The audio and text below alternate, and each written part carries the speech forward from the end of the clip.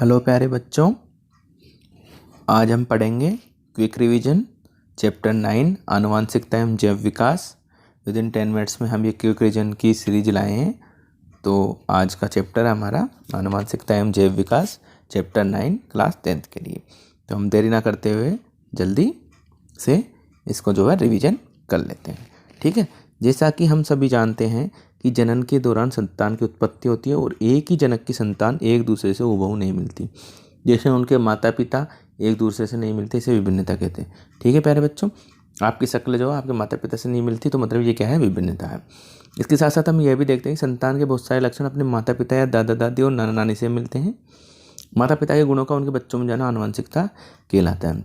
अगर विभिन्न लक्षण होते हैं वो पूरी तरह से एक पीढ़ी से दूसरी पीढ़ी में जाते हैं या माता पिता से उनके बच्चों में जाते हैं, तो वो कहलाती है आनुवंशिकता। ठीक है प्यारे बच्चों, अतः हम कह सकते हैं कि विज्ञान की शाखा जिसके अंदर हम आनुवंशिकता और विभिन्नता का अध्ययन करते हैं आनुवंशिकी कहलाती है। ठीक है, इसके बाद में हम चलते हैं आगे। मेंडल का योगदान। मेंडल एक वैज्ञानिक थे, ठीक है, जो कि पादरी काम करते थे चर्च में। इन्होंने चर्च में ही छोटा सा बाग बना लिया और मटर के पौधे पर अध्ययन किया। तो मेंडल नाम के वैज्ञानिक ने मटर के पौधे पर कुछ प्रयोग किए और बताया किस प्रकार माता पिता के गुण लक्षण उनके बच्चों में जाते हैं, यानी वंशागत होते हैं। मतलब एक पीढ़ी से दूसरी पीढ़ी में किस प्रकार से लक्षण जाते हैं। ठीक है, मेंडल द्वारा मटर के पौधे का चयन किया गया। क्यों किया गया, इसके कारण क्या है, निम्नलिखित गुणों के कारण किया। पहला, मटर के पौधे विपर्यासी विकल्पी लक्षण स्थूल रूप से दिखाई देते हैं। हमें कोई उसके लक्षण देखने के लिए किसी मैग्नीफाइंग ग्लास की ज़रूरत नहीं होती है। हमें आम नग्न आँखों से भी हम इनके लक्षणों को देख सकते हैं। इनका जीवन काल छोटा, बहुत ही कम जीवन काल होता है मटर के पौधे का, 3 महीने के समथिंग ऐसे होता है। ठीक है, सामान्यतः स्वपरागण होता है, मतलब इसमें स्वपरागण पाया जाता है, लेकिन कृत्रिम तरीके से परपरागण भी कराया जा सकता है। एक ही पीढ़ी में अनेक बीज बनाता है। आप भी जानते हो एक फली में ही बहुत सारे बीज होते हैं मटर के। ठीक है प्यारे बच्चों, तो इसलिए क्या किया मेंडल ने, इसलिए मटर के पौधे का चयन किया। आपको अगर क्वेश्चन आता है मेंडल ने मटर के पौधे का चयन क्यों किया, तो आप ये चारों आंसर लिख सकते हैं, चारों कारण ये लिख सकते हैं। ठीक है प्यारे बच्चों, ये चारों कारण आप ये लिख सकते हैं आसानी से ये। ठीक है, इसके बाद आगे चलते हैं, हम देखते हैं। ये बताने के लिए उन्होंने वंशागति के नियम बताए। उन्होंने इस प्रयोग के द्वारा वंशागति के नियम दिए। तो हम देखते हैं क्या क्या दिए। उन्होंने वंशागति का नियम दिया कि माता पिता दोनों ही समान मात्रा में आनुवंशिक पदार्थ अपनी संतान में स्थानांतरित करते हैं। वंशागति का क्या नियम दिया उन्होंने कि माता पिता दोनों ही समान मात्रा में आनुवंशिक पदार्थ जो भी होता है वो अपनी संतान में स्थानांतरित करते हैं। मानव शरीर की हर कोशिका में केंद्रक में गुणसूत्र या क्रोमोसोम होते हैं। क्या पाए जाते हैं केंद्रक में, गुणसूत्र या क्रोमोसोम, हर कोशिका में। क्रोमोसोम यानी गुणसूत्र डीऑक्सीराइबोन्यूक्लिक अम्ल से बनते हैं। डीएनए का पूरा नाम क्या ले रखा है, डीऑक्सीराइबोन्यूक्लिक अम्ल से बनते हैं। जीन डीएनए का हिस्सा होते हैं। जीन किसका हिस्सा होते हैं, डीएनए का। मानव में जीन हमेशा जोड़े में पाए जाते हैं और ये जोड़े हमेशा 2 विकल्पी लक्षणों को दर्शाती है। ठीक है, 2 अलग अलग लक्षणों को दर्शाती है। इन विकल्पी लक्षणों में एक लक्षण प्रभावी और दूसरा अप्रभावी होता है। 2 विकल्पी लक्षण होते हैं जिनमें से एक प्रभावी हो सकता है और दूसरा अप्रभावी हो सकता है। इस आधार पर हम कह सकते हैं कि जो जीन है हमारी, ठीक है, जीन आनुवंशिकता की संरचनात्मक एवं क्रियात्मक इकाई है। ये बहुत इंपॉर्टेंट क्वेश्चन प्यारे बच्चों, ये पूछा जाता है कि जीन आनुवंशिकता की कौन सी इकाई है, रचनात्मक एवं कार्यात्मक इकाई है। ठीक है प्यारे बच्चों, आगे चलते हैं हम। मटर में 2 विकल्पी लक्षण के बारे में दे रखा है, देखते हैं कौन कौन से दिखा रखे हैं इसने। इसमें 4 दे रखे हैं, लेकिन उन्होंने 7 जोड़ी विकल्पी लक्षणों का अध्ययन किया था। हम बता देते हैं। इसमें पहला है पौधे का आकार, लंबा, बोना। प्रभावी कौन सा है, प्रभावी ये वाला, और अप्रभावी ये वाला। पौधे का आकार लंबा होता है प्रभावी, अप्रभावी होता है बोना। बीज का रंग पीला होता है प्रभावी, अप्रभावी हरा। बीज का आकार गोल प्रभावी होता है और झुर्रीदार अप्रभावी। फूल का रंग बैंगनी प्रभावी और ये सफ़ेद होता है अप्रभावी। ठीक है, फली का आकार है, अगर फूली हुई है तो वो भी प्रभावी होती है और सिकुड़ी हुई है अप्रभावी होती है। ठीक है, फली का रंग भी दे रखा उन्होंने, हरा पीला देखो दे दिया। बीज का रंग भी था और फली का रंग भी था, है ना। फली का रंग हरा है तो प्रभावी और भी पीला है तो अप्रभावी है। पुष्प कैसे, पुष्प अगर एक्सियल है और ठीक है अक्षीय रूप से है तो वो जो है क्या नाम की प्रभावी होगा, और अंत्य रूप से है तो वो क्या होगा, जो है अप्रभावी होगा। ठीक है, तने की ऊंचाई अगर ज़्यादा लंबा तना है तो वो प्रभावी होगा, और अगर बोना है तो वो अप्रभावी होगा। तो ऐसे इन्होंने करके 7 लक्षण दिए थे। ठीक है, 7 विकल्पी लक्षणों का अध्ययन किया था। और मेंडल को आनुवांशिकी का जनक भी कहते हैं। किसे कहते हैं? मेंडल को आनुवांशिकी का जनक भी कहते हैं। तो हम ये निम्न शब्दों को परिभाषित कर सकते हैं। आनुवांशिकता, आनुवांशिकता क्या होती है? हमने अभी देखा कि संतान में बहुत सारे लक्षण अपने माता पिता से जाते हैं। ठीक है, तो उन लक्षणों का माता पिता में जाना ही आनुवांशिकता कहलाता है। विभिन्नता की माता पिता से जो है बहुत सारे लक्षण जाते हैं, लेकिन उनके जो लक्षण हैं एक अपनी संतान से या अपनी संतान जो है माता पिता से हूबहू नहीं मिलती है, तो उन लक्षणों में विविधता पाई जाती है, वो कहलाती है विभिन्नता। और आनुवांशिकी, आनुवांशिकी क्या कहते हैं?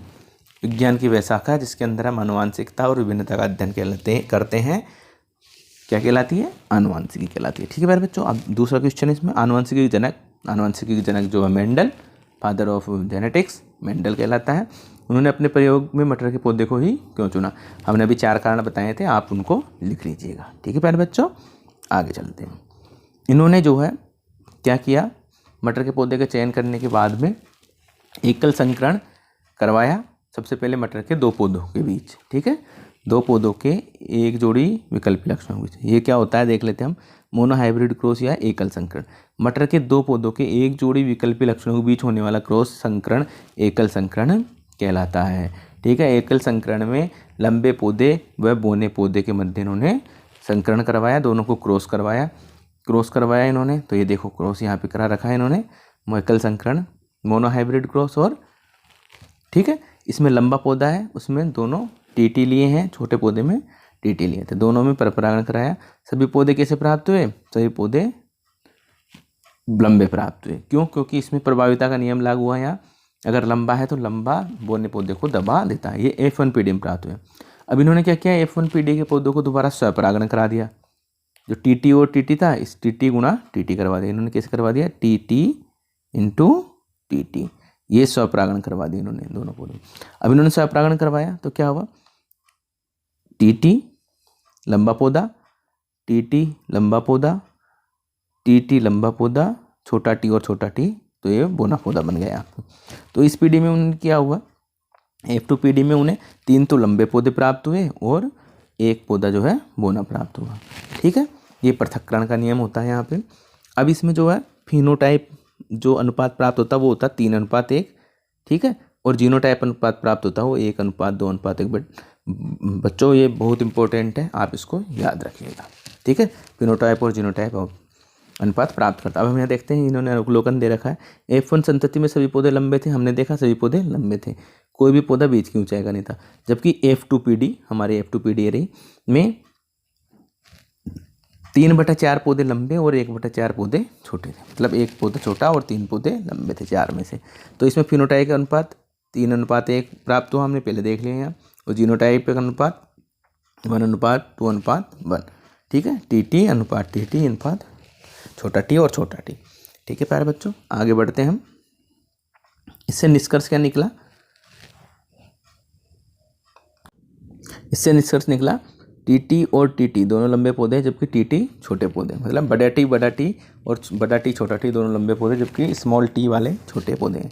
टी की एकल प्रति पौधे को लंबा बनाने के लिए पर्याप्त है, जबकि बोने पौधे के लिए दोनों स्मॉल टी होने चाहिए। ठीक है, टी को प्रभावी लक्षण कहा जाता है यहाँ पे, और टी को, छोटे टी को अप्रभावी लक्षण कहते हैं। मतलब बड़े टी को, कैपिटल टी को प्रभावी और स्मॉल टी को यहाँ अप्रभावी लक्षण कहा है।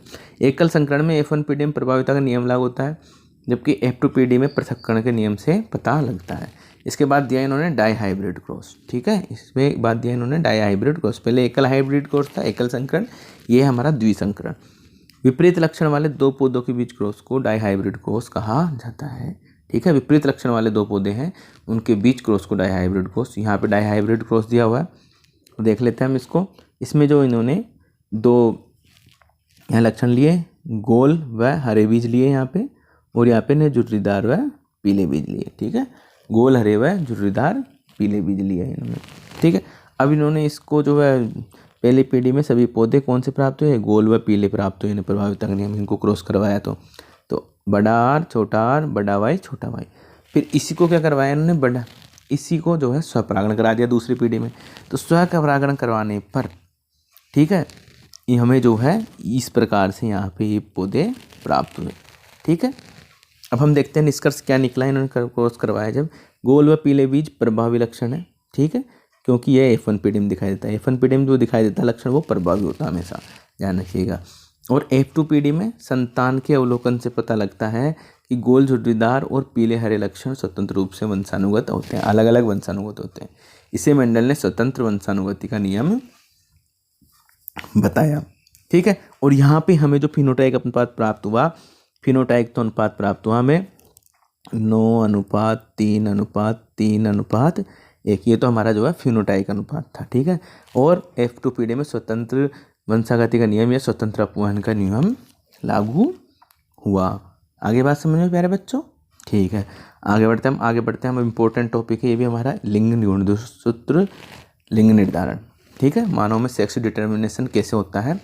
देखो, मानव में 23 जोड़े गुणसूत्र होते हैं, जिसमें से 22 जोड़े सूत्र पुरुष और महिला दोनों में समान होते हैं, जिन्हें ऑटोसोम कहा जाता है। 22 जोड़े गुणसूत्र तो क्या दोनों में समान होते हैं, लेकिन जो 23वां गुणसूत्र होता है वो दोनों में अलग अलग होता है। ठीक है, इसे कहा जाता है लिंग गुणसूत्र। क्या कहा जाता है इसे? 23वें को लिंग गुणसूत्र। आगे देख लेते हैं हम। गुणसूत्रों की एक जोड़ी जो पुरुष और महिला दोनों में भिन्न होती है और लिंग का निर्धारण करती है उसे लिंग गुणसूत्र कहा जाते हैं। ठीक है, लिंग गुणसूत्र निर्धारण की प्रक्रिया में संतान आधे गुणसूत्र अपनी माता से और आधे अपने पिता से प्राप्त करता है। माँ में होते हैं एक्स और 23वां जो होता है, और पिता में होता है 23वां XY। ठीक है, सभी बच्चे चाहे लड़का हो या लड़की अपनी माँ से X गुणसूत्र प्राप्त करता है। आगे बात समझ में? माँ केवल एक ही युग्मक बनाती है X। ठीक है, लेकिन पिता से वह X या Y गुणसूत्र प्राप्त कर सकता है, X भी ले सकता है और Y भी प्राप्त हो सकता है। यदि संतान पिता से X गुणसूत्र प्राप्त करती है तो वह लड़की होगी, और Y गुणसूत्र प्राप्त करता है तो वह लड़का होगा। मतलब कि इसमें माँ का कोई रोल नहीं है, लड़का और लड़की होने में केवल पिता का रोल होता है हमेशा, ये आपको ध्यान रखना है। ठीक है, इससे आगे बढ़ते हैं हम।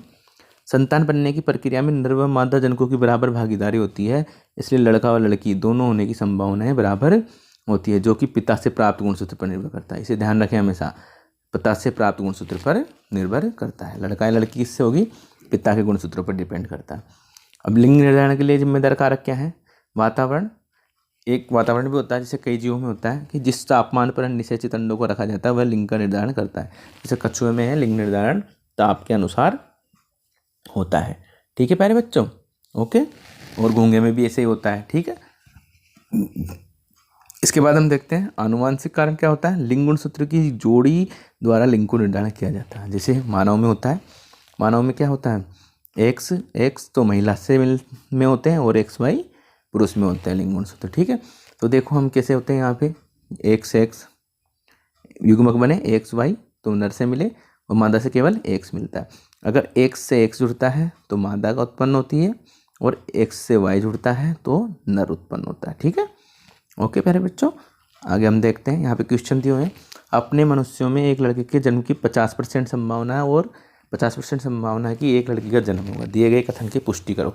हम पुष्टि कैसे कर सकते हैं? हम जाते हैं कि माँ में जो है XX गुणसूत्र पाए जाते हैं और नर में जो है XY गुणसूत्र पाए जाते हैं। ठीक है, और लिंग निर्धारण के समय, ठीक है, लिंग निर्धारण की प्रक्रिया में जो है मादा व नर जनकों की बराबर भागीदारी होती है।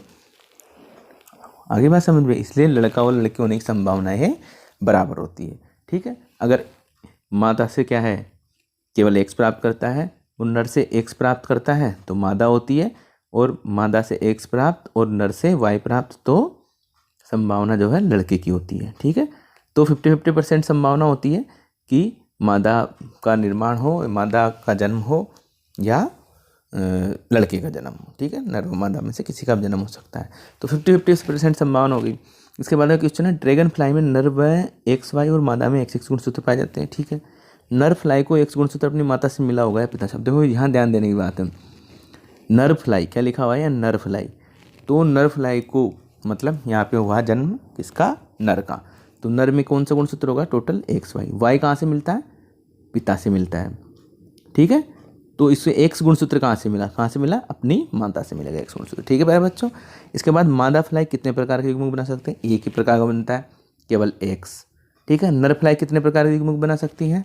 2 प्रकार के, एक्स व वाई। ठीक है प्यारे बच्चों, तो ये 3 नंबर का क्वेश्चन हो गया हमारा और ये 3 नंबर का क्वेश्चन हो गया। ठीक है, तो आशा करते हैं आपको ये वीडियो पसंद आया होगा इस चैप्टर का।